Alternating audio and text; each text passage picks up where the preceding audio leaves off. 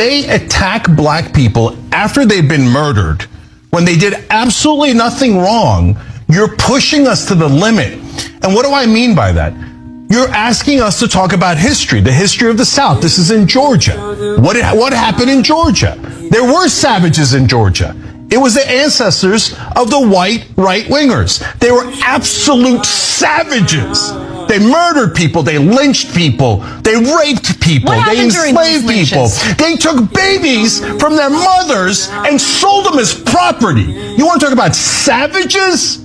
Your ancestors were the biggest savages the world has ever seen. So don't you dare call a black man a savage after you murdered him. Don't you dare do that. I'm so sick of African Americans being called violent when the world's worst violence was done to them, not by them, to them, not by them. Not have a history of killing white people. White people have a history of killing us.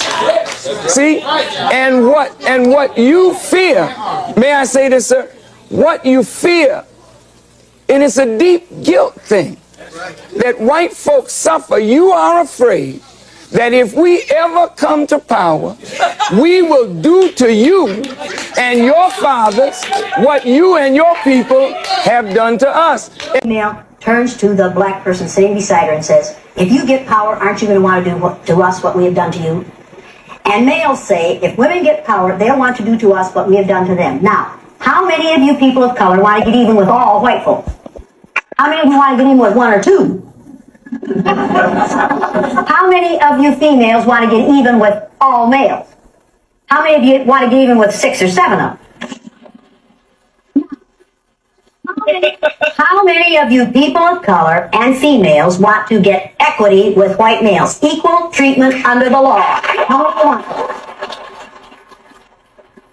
Well, see, the whole thing is not about getting even. It is about getting equity. And yes, somebody needs to be in control, but the possession of the proper urinary tract does not make you more qualified to be in control than somebody else.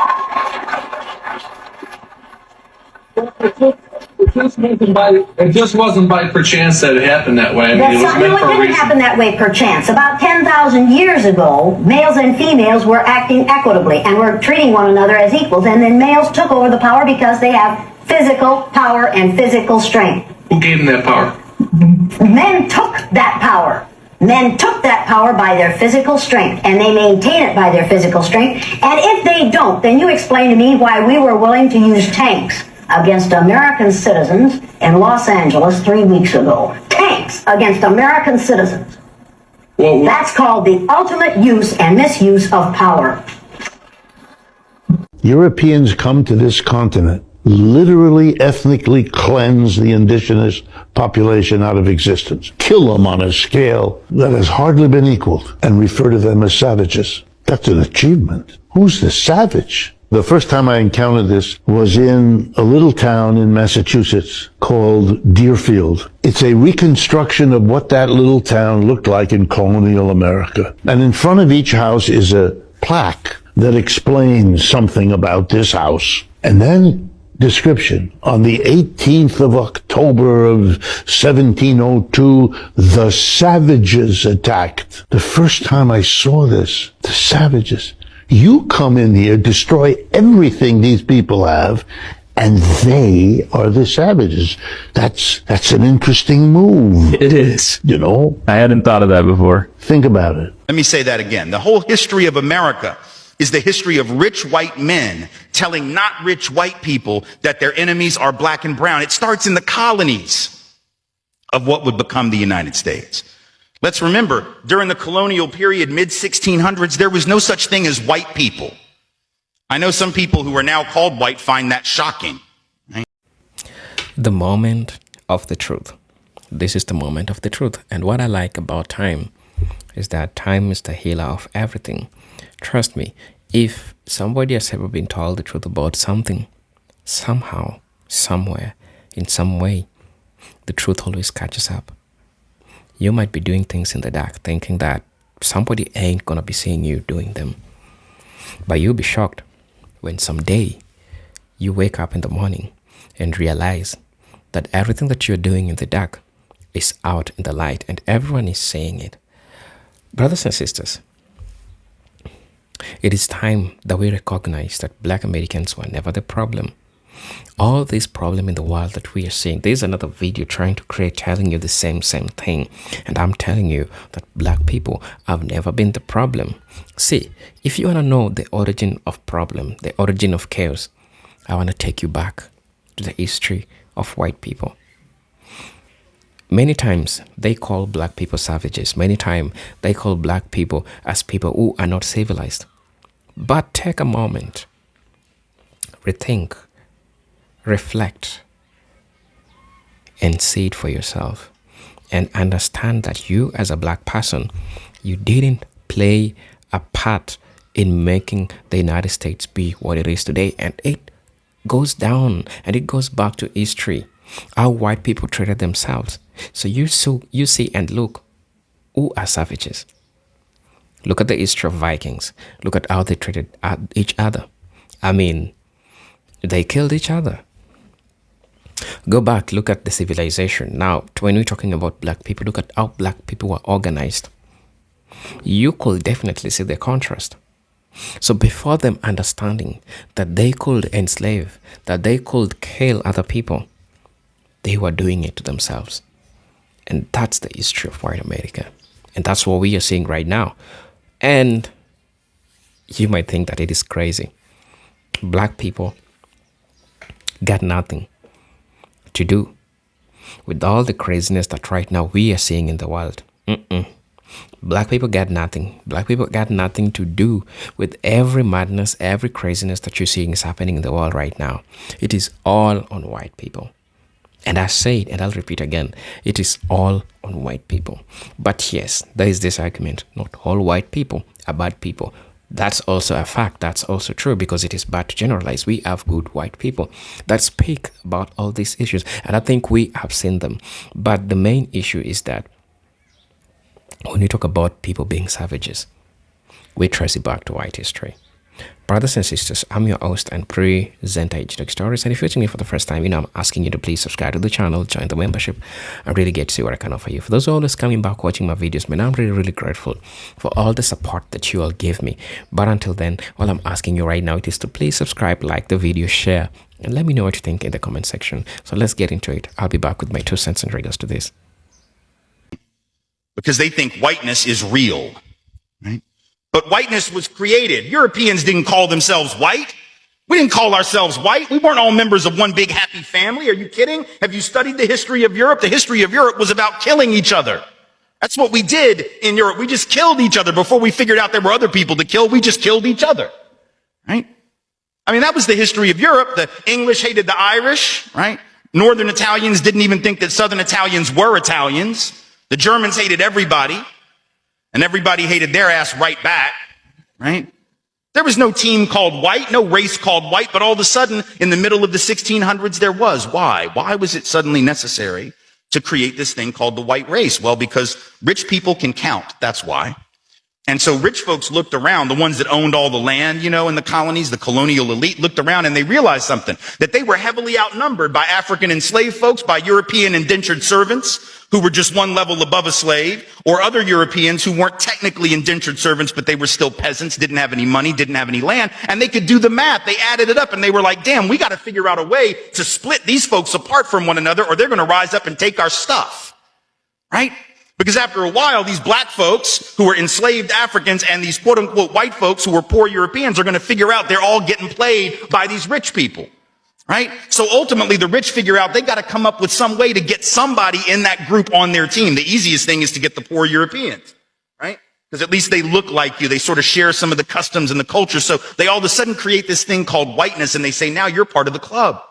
Now we're going to let you testify in court, enter into contracts, vote, at least if you're a man, own a little bit of land, at least if you're a man, right? And we're going to get rid of indentured servitude. No more of that because you're too good for that. And we're going to take the white men, now called white men, and put them on the slave patrol to keep black people in line. Give them a horse and a gun and a badge and make them feel big and powerful, right? They're still poor. They still don't have anything. They didn't pay the slave patrol well, right? Just exploited them, used them as a buffer between the elite and the other poor folks, particularly poor folks of color. And pretty soon the rebellions that occasionally happened where black and white got together to overthrow the elite, those stopped because the divide and conquer had begun to work, right? You could turn people against each other by telling those poor white folks, they got to keep these black people in line. And so that divide and conquer gets initiated in the colonies. Rich white men telling not rich white people that their enemies are black and brown. Fast forward to the Civil War era. And you have, I'm from the South, right? My people, the elite in my part of the country, right, actually announced that the reason they wanted to break away from the Union and possibly go to war with their brothers and sisters to the North was in order to maintain slavery and white supremacy. They said that at the time. We lie about it now. And we say it had nothing to do with that. But of course, at the time, they didn't have any shame about it, so they just said it openly. Right? The vice president of the Confederacy, Alexander Stephens, said that the cornerstone of the new government was the great truth that the Negro was not the equal of the white man. So that's the reason the Confederacy was formed and existed. But here's the trick. If I'm rich and I want to go to war to protect my ownership in other human beings, my property, but you're poor and you don't own any enslaved people, why the hell would you go fight to protect my stuff? Because I'm a rich person. I'm not going to fight. Rich people don't go to war. Right? Rich people get poor people to go to war for them, whether it's in 1860 or whether it's during the 1960s or whether it's today, right? Rich folks get doctors to write notes for them that say that they have heel spurs and that's why they can't go to Vietnam. And if you don't know who I'm talking about, you can Google that shit because he's sitting in the White House right now, right? Well, I can't go fight. I have heel spurs. Send some poor kids to do that for me, please, right? So that's been a long-standing tradition.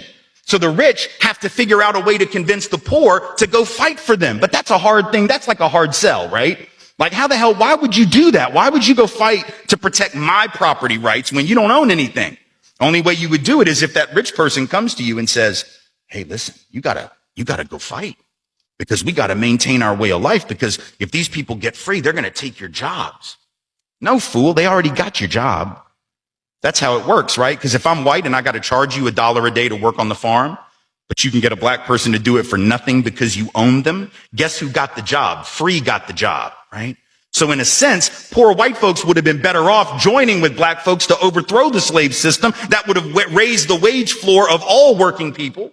But they got tricked by rich white men telling them that their enemies were black and brown. Fast forward to the 1930s. And you have white labor leaders. They're not even the elite, right? The labor leaders are not the elite, but they're the elite within the labor movement. And even they had fallen for it at this point. So they didn't want to integrate their unions. And they would say things like, well, we can't have black people and Mexicans and Chinese folks in our unions because if we do that, it's going to reduce the professionalism of our craft. We have to maintain the integrity of our profession. No, fool, you need more people in the damn union is what you need. And if you don't let those folks in, guess what happens when you go out on strike? Who is the boss going to use to replace you? They're going to replace you with the very same black and brown folks that you didn't want to work next to, right? And so at the end of and then you're going to blame them for taking your job rather than the white rich dude for giving it to them, right? Divide and conquer, telling not rich white folks that their enemies are black and brown. And now we fast forward to the president. We got the president of the United States becoming president on the basis of that same rhetoric. Telling not rich white folks that the reason they don't have a job is because Mexicans took them, right? That's the argument. Keep in mind, there's been a net outflow of Mexican folk from this country, out of this country in the last 10 years. Right now, border crossings and actual in-migration at the lowest level they've been since the 1970s. So anybody who believes that is a damn fool or somebody who does not understand how to do research on the internet or someone who doesn't care, right? But he says the reason you don't have a job is those brown folks took them. They'll try to tell you it was everyone, that every civilization did bad things, that human nature is violent, that we're all the same. No, we're not all the same. Because it was never everyone else. It was never the Yoruba who crossed oceans to enslave millions. It was never the Lakota who planted flags on somebody else's sacred land and called it a new world. It was never the Khmer Empire that wrote entire legal systems around skin tone. It was never the Mongols who erased libraries and called it order. It was never the Mexica who cut down entire rainforests for fashion and profit. It was never the Aboriginal people of Australia who declared other races subhuman by scientific law. It was never the Inca who dug into mountains and called it wealth while poisoning the sky. It was never anyone else who turned healing herbs into billion-dollar pharma. Never everyone else who made gender a property tax code. Never everyone else who exported the nuclear family like scripture. It wasn't everyone else who made whiteness a god, blackness a sentence, and everyone else a servant. That was a specific invention, and specific people built it. It was never everyone else who carved borders into bleeding land and called it peace. Never everyone else who renamed your god, your language, your bones, then sold it back to you in textbooks. It was never everyone else who erased the world, then gaslit it. The Swahili coast didn't invent extractive capitalism. The Hawaiians didn't manufacture generational trauma and call it civilization. The Diné didn't colonize the moon or bottle water just to sell it back. The Tamil kingdoms didn't translate astrology into racial eugenics. The Zapatistas didn't force everyone into debt so they could feel divine.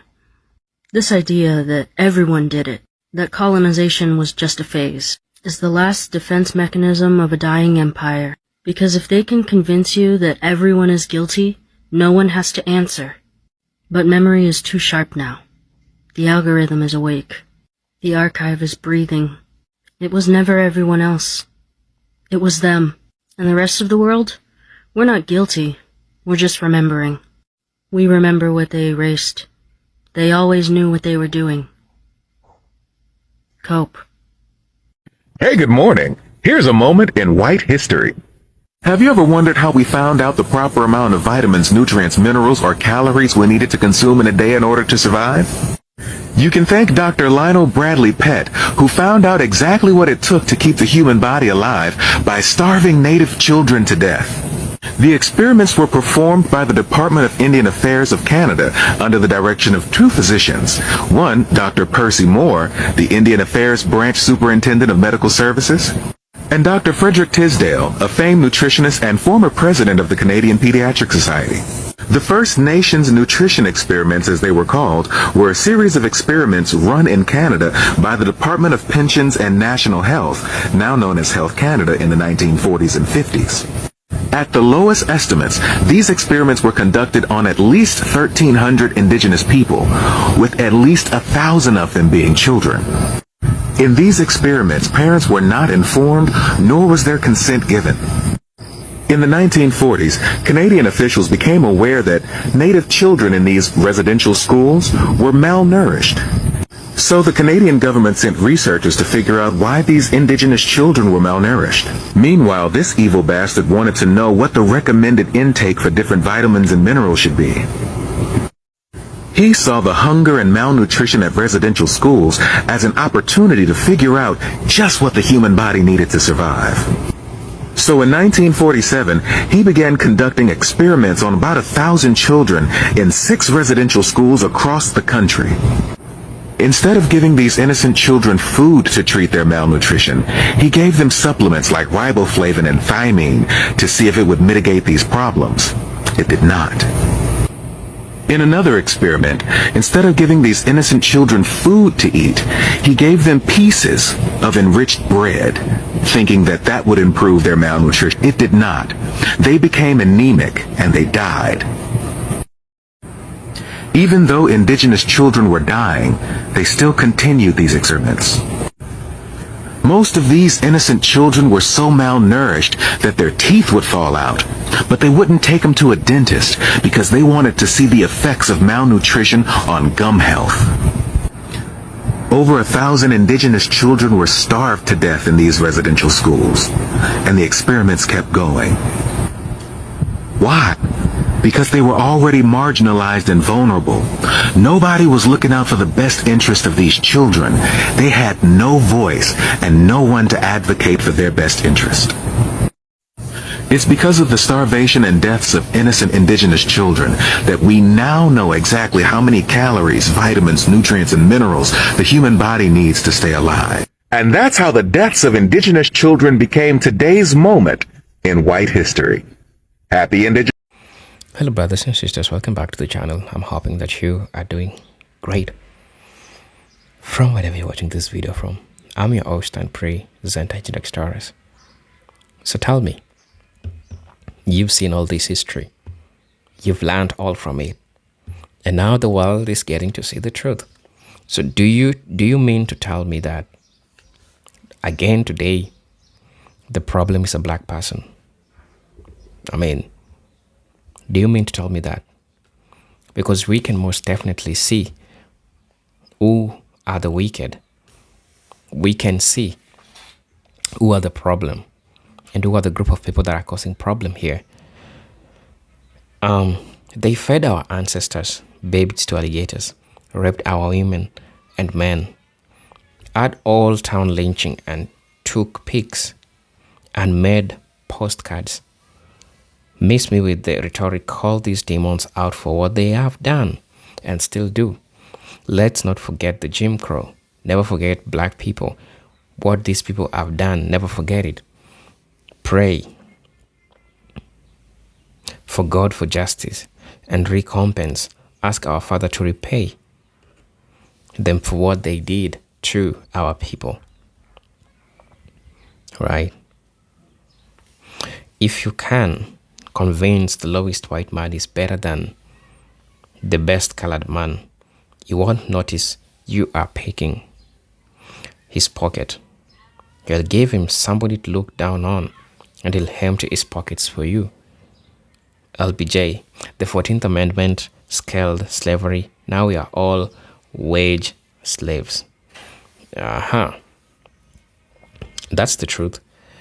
When they came to Australia, they saw us black people on this land. You know what they did? Classified us as flora and fauna. That means plants and animals. They did that so they could say the land was no man's land. And it was free for white people. It was free for white men to take, and they didn't feel bad about genociding our whole population. I have evidence of what they tried to do. They literally attempted to breed the blacks out. My mother is from Sydney Ways, where the white man first set foot on his land. I don't know what my family has been through because they don't talk about it. There's rumors of 3 sisters eaten away, stolen or something. My grandfather is an Irish priest, the exact man the whites planned to use to breed the black out of us. They used Irish people because they were considered not fully white. There is a lot more places of the puzzle. I am trying to find to piece the story together. So it's crazy how they did and what they did to black people. Truth is powerful when you stop running from it. I have a question that puzzles me. When was Europe ever civilization? There is no recorded civilization in Europe. It was a very barbaric way of life. Killing each other was entertainment, yet they called Africans savages. Who was more savage than the European? Tell me. Right. The abusive systems we had to overcome. Stamps voted against reparation. You don't respect our military leaders of color. You now want us to erase what you are doing towards us.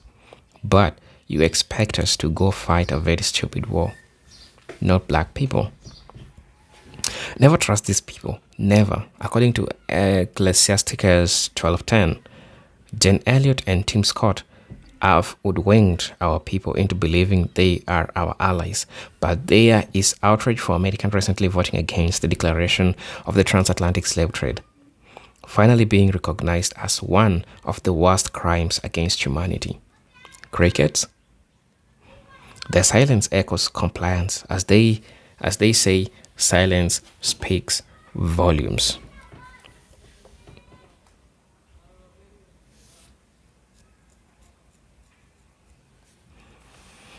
All right, God bless these white people for speaking the truth about the evils of racism, systemic racism and slavery. Like the Lord said, like the Lord Jesus said, you do the work of your father, the devil, who is the world's first murderer and the father of all lies. or is here to kill, steal, and destroy God's chosen people. I believe that these racist evil demons, children of Satan, are born with demonic spirits inside them. Period. I just want to say something to the family of the children of the descendants, that I want to tell you a beautiful story that whoever dies young before puberty and they never learned about good or bad, and obviously they didn't know because they are children, they'll be waiting for your parents in the gates of paradise. They are right. Now the prophetic of Abraham 7 in the heavens. Somebody said that actually it was the Democratic Party that was the home of the Southern slavers. Also, not all white people are able to afford slaves, only the wealthier. You probably consider later when blacks worked in their homes, but I think it is about 13 families that owned slaves, not including the politicians and well known. But don't quote me on that. My issue is no longer slavery. I was never a slave, it's oppression. So, yeah, that to say,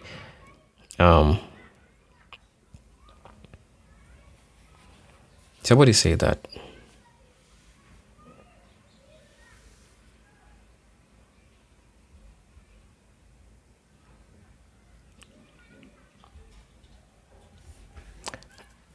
I mean, let me know what you all think about this video, right? Your thoughts in regards to this, your opinions in regards to this really matters. Like, the lies have to be exposed. And this is just part of that day or that time when people gotta know the truth. Because the truth shall and will always set you free. Brothers and sisters, I'm your host and present hygienic stories, but until then, let me see you in my next video. Peace, love, and harmony.